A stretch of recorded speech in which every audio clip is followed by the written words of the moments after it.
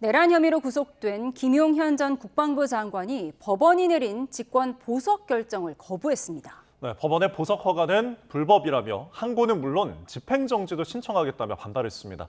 김성우 변호사와 함께 관련 이야기 나눠보겠습니다. 어서 오십시오. 어서 오세요. 안녕하세요. 네, 김용현 전 국방부 장관 조건부 보석 결정을 거부했습니다. 쉽게 말해서 석방시켜주겠다는 건데 거부한 거잖아요. 어떤 의미인 거죠? 네, 많은 분들이 이제 이 뉴스를 듣고 좀 어떻게 보면 의아하셨을 것 같습니다. 첫 번째는 내란에 있어서 2인자 역할을 한 중요 임무 종사자로 기소된 김용현 전 장관에게 조건부였긴 하지만 어쨌든 보석 결정이 내려졌다는 거에 처음에 의아해하셨을 거고요. 두 번째는 그런데 또 그것을 김용현 전 장관이 거부하고 있다라는 거에서 좀 의아했을 겁니다. 정리해 보면 이 보석 전에 구속기간 만료의 이슈가 있습니다. 즉 약 10일 정도 남아 있는 구속기간이 곧 도과가 될 것이고 그렇게 되면 이제 어떠한 조건도 없이 자유롭게 불구속 상태에서 재판을 받을 수 있는 상황이기 때문에 이런 상황에서 검찰이 소위 말해서 보석 조건을 정해가지고 검찰이 보석을 신청한 즉 그냥 자유로워지기 전에 이러이러한 조건 하에서 보석을 하도록 함으로써 원칙적으로 보석으로 나가게 되면은 구속 기간이 다시 진행되지가 않거든요. 그러면 이제 만료가 안 된 거기 때문에 이런 조건을 해달라는 신청을 한 것이 그걸 법원이 받아들인 그런 형상입니다. 다만 이런 상황에서 피고인 입장에서는 어차피 10일 있으면은 자유의 몸이 될 것인데 정확하게는 완전한 자유는 아니겠지만은 적어도 재판 진행 중에는요. 그런데 왜 이런 보증금 납부부터 온갖 제한이 있는 것들을 보석을 자기가 왜 받아들여야 하느냐라고 해서 받아들이지 않겠다 이렇게 이야기한 상황입니다. 결국 중요한 게 보석이 아니라 이제 조건부인 그 조건이잖아요. 어떤 조건들이 있습니까? 네, 보증금 1억 원 납부 의무와 그다음에 사건 관련자들과의 소통을 금지하고 주거지를 제한하는 소위 말해서 도주 및 증거인멸 우려를 제한하기 위한 여러 가지 조건들이 설정이 되어 있습니다. 다만 이것의 실효성 면에 있어서는 사실상 큰 의미는 없는 게 보석 보증금을 납입하지 않고 조건부 보석에 관한 여러 서약서들을 자신이 서명하지 않으면은 보석이 석방이 안 이루어집니다. 그럼 계속 그걸 버티게 되면 10일 안에는 이제 그냥 석방이 되는 것이죠. 그리고 만약에 저런 조건부 보석에 따라서 나갔다고 하더라도 그 보석의 조건들을 지키지 않게 될 경우에 위반한 이유로 다시 수감이 될 텐데 그래도 다시 구속 기간은 얼마 남지 않았습니다. 그런 면에서는 사실 그냥 석방보다는 지금이라도 조건부 보석을 신청해서 하는 것이 필요했다라는 법원이나 검찰의 설명이 있기는 하지만 다른 의미에서 그러면 6개월이 곧 도과된다는 것을 몰랐는가? 그러면은 실효성이 사실상 없는 조건부 보석이 무슨 의미인가에 대한 문제 제기와 어떻게 보면 의문들이 있는 상황입니다. 그러니까 보석의 가능성이 있는 상황에서 어떤 형태로든 조만간 석방될 가능성이 높은 거잖아요. 그런데 김용현 전 장관 예전에 구치소에서 옥중 편지를 통해서 윤 전 대통령 지지를 결집하는 메시지를 내기도 했잖아요. 네, 그렇습니다. 그리고 지금 내란 중요임무 종사와 그리고 소위 직권남용 이 두 가지 혐의로 영장이 발부되고 기소가 됐는데요.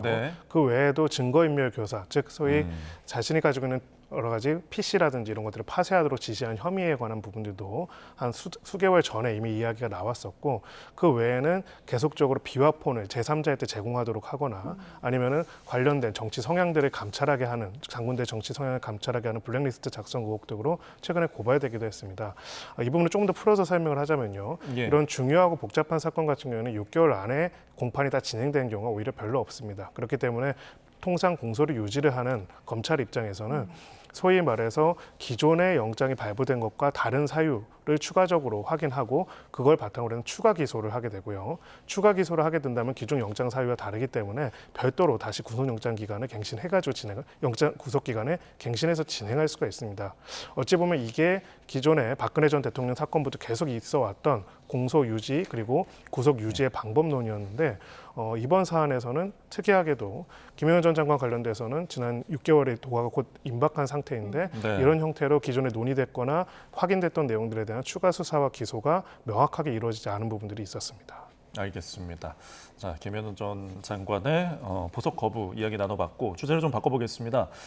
김건희 여사와 관련된 이제 추가 내용이 있는데 저희가 샤넬백에 대해서 이야기를 굉장히 많이 나눴는데 가방의 개수가 늘어나더니 이번엔 신발까지 좀 등장을 했네요. 이건 처음 전해진 것 같은데요. 네, 그렇습니다. 지금 일단 수사 내용에 따르면은 그 김건희 여사의 측근으로 분류되는 모 행정관이 건진법사라고 분류되는 전성배 씨로부터 이 내용의 이 샤넬백을 교환해달라는 요청을 받고 실제로 가방 3개와 구두 하나로 교환했다라는 내용까지는 확인이 됐습니다. 자, 이 부분과 관련돼서 지금 건진법사라고 불리는 사람은 자신이 그걸 다 분실했다라고 이야기를 하고 있는데 구체적으로 교환을 한 기록은 다 남아 있고요. 예. 예. 그렇다면 이것을 누구의 지시에 따라서 어떤 목적으로 교환을 요청한 것인지가 중요하고, 만약에 이제 그래서 이걸 신데렐라 사건이라고 하는데, 당시에 이제 교환을 요청한 신발이 사이즈가 김건희 여사의 사이즈와 일치되는 거라면은 여러 가지 의미에서 이거는 사실상 자신이 김건희 여사와 무관하게 교환 지시를 했다는 말이 거짓말이라는 걸 드러낼 수 있는 굉장히 중요한 자료가 될 것이기 때문에 네. 이런 진술과 이런 사실이 앞으로의 수사에 있어서도 굉장히 중요한 요소다라고 볼 수 있습니다. 네. 신데렐라 수사라는 말까지 나오는 이 상황, 만약에 해당 신발이 김건희 여사 치수와 다르다면 그럼 또 어떤 의미가 있는 거죠? 네, 그렇다면 제3자 누구한테 이것을 공유하고자 했는지가 확인될 필요가 있을 거고요. 다만 여러 정황상으로는 좀 이 지시를 이행한 행정관과의 관계를 볼 필요가 있습니다. 지금 이 행정관은 원래 김건희 여사와 오랫동안 인연을 맺어온 그 인연으로 청와대 대통령실에 들어가게 된 그런 예. 입장인데요.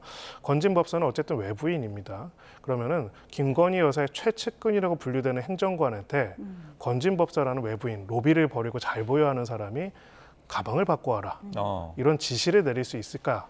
사실 이게 수사의 어찌 보면 핵심이고요. 실질적으로 김건희 여사의 최측근에게 그런 지시를 할 수 있는 사람은 김건희 여사가 아닌가라는 의혹을 가지고 검찰은 수사를 진행할 것입니다. 예. 하지만 말씀하신 것처럼 거기서 신발 치수가 일치한다면 더 명확한 증거가 되겠지만 신발 치수가 다르다고 한다면은, 그렇다면은 건진법사가 어쨌든 모종의 이유로 받은 샤넬백을 다른 제3자한테 공유할 목적으로 변환했다라고 볼 수도 있을 겁니다. 네.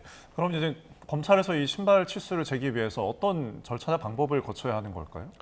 네, 사실은 이제 일단은 구체적으로 신발 치수를 재기 전에 일단 각 교환되어 있는 물품과 그 관리 번호를 통해 가지고 해당 신발 치수가 얼마나 되는지에 대한 것들을 확인할 것이고요. 예. 그렇다고 해서 정말 이제 실물로 발치수를 재는 것보다는 지금 있는 압수수색 과정에서 확보한 나머지 증거물들을 바탕으로 해서 해당되는 사이즈가 일치한지를 먼저 확인하게 될 것입니다. 네. 그리고 무엇보다도 이제 당시 이 핵심적인 교환을 한 당사자로 지목된 행정관이 건진법사의 지시에 따라서 심부름을 하는 사람인지 아니면 김건희 여사의 지시에만 따라서 심부름을 하는 사람인지를 밝혀내는 것에 수사력을 집중할 것으로 보이고요. 예. 만약에 후자라고 한다고 하면은 건진법사라는 사람이 이야기하고 있는 것과 사실 그 진술을 신빙성을 인정할 수 없고, 이 뇌물의 수수 과정과 그리고 이 지시의 이행 과정이 김건희 여사의 지시에 따라서 이루어졌다고 볼 가능성이 매우 높습니다. 네, 결국 이 샤넬 가방 2개가 가방 3개와 신발 1개로 바뀌는 이런 과정에 대해서 지금 수사가 이루어지고 있는 건데, 김건희 여사 측의 입장이 나왔습니까?